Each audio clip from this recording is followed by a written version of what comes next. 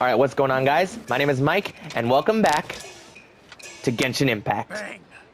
I think today's gonna be a bit more of a slower day and a bit less energy just because, honestly, like, I've been playing so much Minecraft in my off time lately, and I'm legit losing sleep because of it. I'm staying up so late playing the game, and it's honestly messing me up. So something I'm gonna need to do today is try and do what I want to do in terms of games and at least other stuff that I do actually need to get done. And then force myself to go to sleep earlier because my sleeping habits as of right now definitely are not ideal. But other than the fact that I do simply just need a little bit more rest, at least over these next couple of days, is the fact that I genuinely have just been having a lot of fun playing a bunch of different games lately. And that is a bit of a novelty to me because most of my gaming palette for most of my life has largely just been Call of Duty. Like, I enjoyed Call of Duty, I've enjoyed playing shooter games a lot and everything, but because I enjoyed it so much and it felt like that was the only thing I was decently good at, I never really gave other game types a chance, and the few times that I did, I was never really enjoying them. Genshin was kind of a bit of an anomaly in that regard, because I only first started playing it out of a want of just having another game to play because at the time, COD Vanguard was kind of in the gutter, and I wasn't enjoying it. At the very least, I didn't have faith in it, because if I remember correctly, it was just after the beta closed. So with no other games to play at the time, I just contacted a friend who had been kind of pushing me to try Genshin a little bit, just presenting it as an option to play another game if I ever felt like it. And I took them up on that offer at the time, and instantly fell in love with it. As anyone can likely clearly tell from the fact that I've been playing for over 2 years now, right? And throughout my whole journey, I've just fallen in love with this type of game. Well, I wouldn't say if it's necessarily the type of game. I think it is genuinely just the world of Genshin, the characters, and the story being told. It certainly has opened my eyes more, at the very least, to the different types of games and the fact that I can have fun, largely just playing games that are a lot more simple. If by some unlucky miracle in the near future I do end up falling out of Genshin in terms of interest and actually wanting to keep playing, I will still always be grateful for the fact that it did actually open my eyes to more types of games and getting me to play different things, because as a result of playing Genshin for a little while, it made me a lot more willing to try out Final Fantasy VII Remake as my interest in Final Fantasy VII started growing. Like, at the time, I was willing to learn a little bit more about Sephiroth. I think I've probably mentioned it on a video before. But if I haven't, I was actually blissfully unaware of the fact that Final Fantasy VII as a game even existed. I didn't really know who Cloud, Tifa, and Sephiroth were. So when Sephiroth was added to Smash, like, I was a part of the group that wasn't really, like, super hyped about it. I mean, if there really was a group that actually wasn't happy with Sephiroth's inclusion, I'm pretty sure everyone else was. Ad Astra Abyssosk. But because of that intrigue, I was brought in to at least try FF7 Remake, and thank God that Square Enix actually had a free demo so I could at least try it out and see if I liked the gameplay of it, which I did. So I went ahead and blew, I think it was on sale, I probably blew like probably $30 on the game. And over that next week of about 40 or 50 hours of game time, I absolutely loved it, and I've been excited for Rebirth ever since. And the greater sort of trilogy that Square Enix is doing with the remake project. It's just small little domino effects like that that have been actually slowly affecting my life over the course of time, because let's just say that Call of Duty had stayed true to itself and, you know, still released pretty decent games throughout this entire past 5 years or so. I'd likely still be playing it, probably have stuck with maybe my same friend group the whole time. I never would have gotten interested in Love Live at all, just because my intrigue with that came at a time where I was also kind of getting disinterested with Modern Warfare back in 2019. And that was only about, like, probably a month after the game released. Sometimes it's nice just to take a quick second to look back at what kind of things have happened in your life and how things possibly could have been different.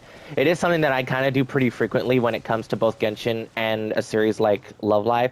Even though I'm not super interested in it anymore, I would say, like, I could largely do without a lot of the modern stuff that the series is doing now. I still look back on it fondly enough to the point where I am kind of identifying myself online with part of an inspiration from I'm sure some of you could probably guess. So just little things like that that I do think about a lot. It's very interesting to kind of reflect. Speaking of reflect, something that I kind of want to touch on a little bit is the fact that Geo, as you guys can tell from the party that I'm running, is I think Geo is kind of a fundamentally flawed element in Genshin.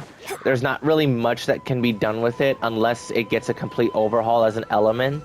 Like, it's cool that it causes crystallize and you could theoretically keep yourself shielded with all this stuff, but the shields themselves, if your characters aren't built with elemental mastery, they're not really doing a whole lot. Neutralizing threats. I would say at most they're only just decreasing the damage of the next attack that gets hit towards you.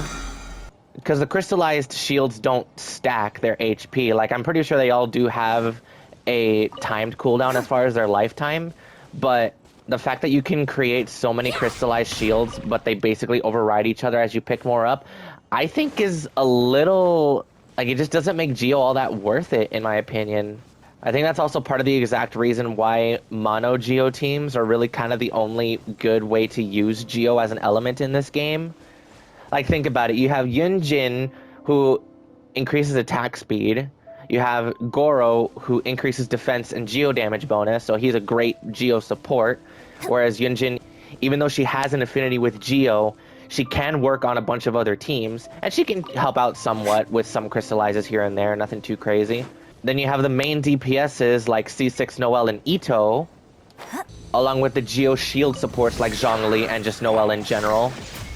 And I'm gonna be honest, I don't really see where Albedo fits into the whole Geo thing, just because, like, I guess it's fair to say that he's probably just a reliable Geo damage dealer in some ways, but I don't have him, so I can't really comment on his playstyle or how effective he probably could be.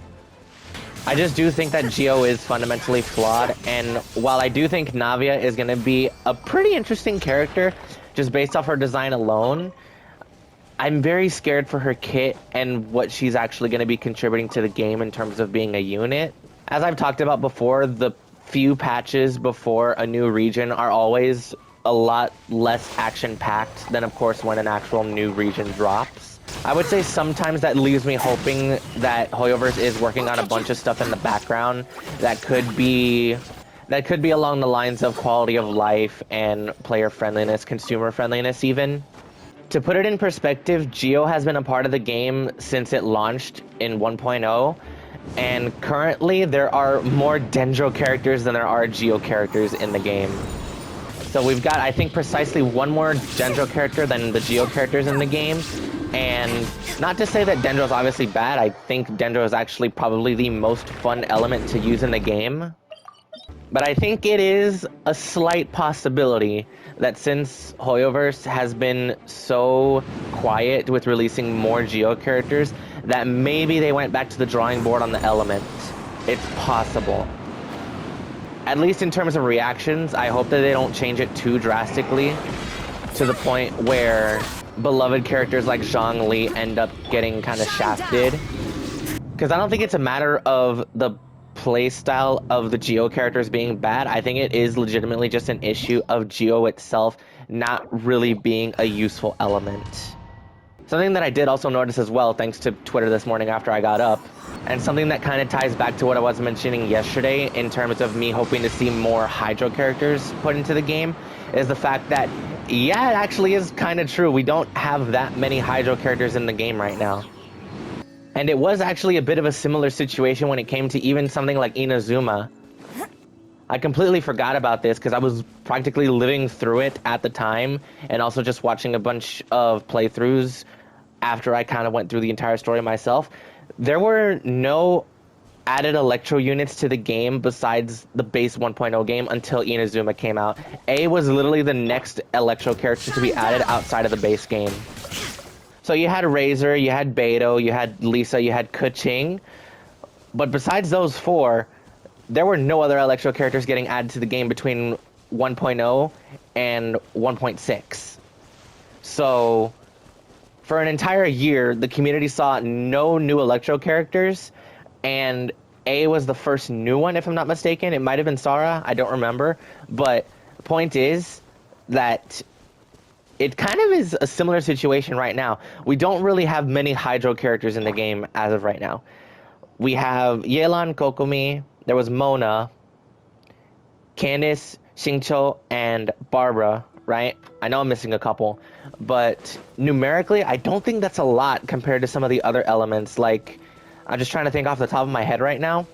I think it's probably fair to say that there are a large amount of Pyro and Cryos in the game, right? Yeah, I'm just kind of scrolling through here. There seems to be a lot relatively clear, right? So after putting a little bit more thought into it, I am confident that we will see a few more Hydro characters come into the game past 4.0, because right now we don't really see much. I don't know how many visions we could see in the Overture teaser for Fontaine. I'm actually curious to know what is kind of the community's overall favorite element in the game. And it could be due to a multitude of factors. There's obviously just appearance, the way it looks, feels while you're playing. There's the reactions it deals. Because I think based off of reactions alone, it's a tie between Dendro and Electro, but I think overall Electro is my favorite element. And I'd be surprised to hear if Geo, as it is right now, is anywhere near the top, if not at the top of some people's lists for elements. God, man, that is so freaking beautiful.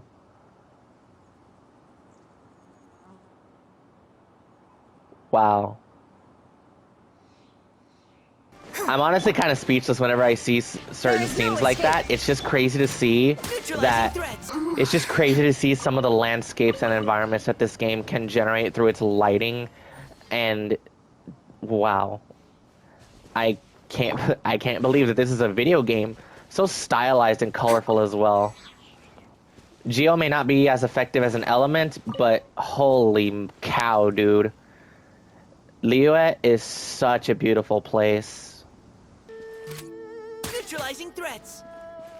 Before anyone makes fun of the fact that it appears my Yun Jin isn't really built all that well, I do not have a second husk set for her to use. I only bothered getting one because I knew that I was never really gonna want to run Geo all that much. If anyone has had the eagle eyes, they've likely noticed that Yun Jin doesn't have the numbers that pop up as a part of the set, which is because I have kind of a secondary noblesse set on her right now, which in theory I think does work. You know, she pops her burst and it also increases attack power when it goes through. I do know how to build characters, I just don't really have the means to. In all honesty, just because I'm glad that I'm using something different, I may end up running with this team for at least a couple days before I start realizing that they don't really do a whole lot of damage, and it is largely dependent on the fact that I can keep their bursts up and everything. Time to clean up. Yeah, because literally as soon as like all the bursts go down, it's really hard to get damage out, but when they're up, man, they are formidable. Do Mono Geo teams also have a strong focus on energy recharge alongside the defense focus? I would imagine so, with skills and bursts being such a heavily necessary part of their kit in order to keep dealing Geo damage. Ningguang can certainly get away with that because she's a catalyst, and I'm pretty sure she's one of the only... Well, yeah, she is the only Geo character in the game that doesn't scale off of defense, so you can stack her with attack. Besides Lumine, I think that Hoyoverse did have enough foresight to at least make it so that a couple characters that had access to Geo weren't fully based on defense. So perhaps in the future, if I'm feeling up to it, maybe I'll end up building Ningguang as a second Catalyst Geo DPS. Going back to the point that I made before about people's favorite elements, if you guys are willing to share, go ahead and let me know what yours are actually in the comments. If you have one or if you have multiple based on reactions or the characters that are a part of them or whatever, honestly. Because I've already mentioned mine. For the most part, it is Electro. I do have a lot of favorite characters that are from the Electro element. Not much going on today because I honestly do need to catch up on the event. I haven't had a chance to over the past few days, so I need to really get to that. So that's what I'm going to do as soon as I finish editing and posting this video for you all. So I think I am going to go ahead and leave it there at this point. So yeah, if you guys did enjoy this video, thank you so very much for watching. I'm really glad to honestly keep on making these videos. I'm having a blast doing so. I love the process of recording and editing and just making these things in general. It's honestly really fun. I do enjoy it. So thank you all, genuinely thank you all so much for watching and just listening to me ramble about certain things. I promise I will give a try to playing a bunch of different games in the future, the easiest thing for me to do right now is just to keep on loading up Genshin, because it's a nice passive game to play in the background that I don't need to worry too much about actually thinking about the game. And I can keep on making progress with a bunch of things that I am slowly working on over the course of time. Because I mentioned before that one thing I do want to do in the future is quote-unquote finish Genshin by max ascending at least all of the characters that I have on my account. So obviously it's going to take a lot of resin, obviously it's going to take a lot of time, but it is something that I am looking forward to doing throughout the future as I keep on playing this game. So once again, thank you all so very much for watching, and I will see you all in the next one. Peace out, everybody.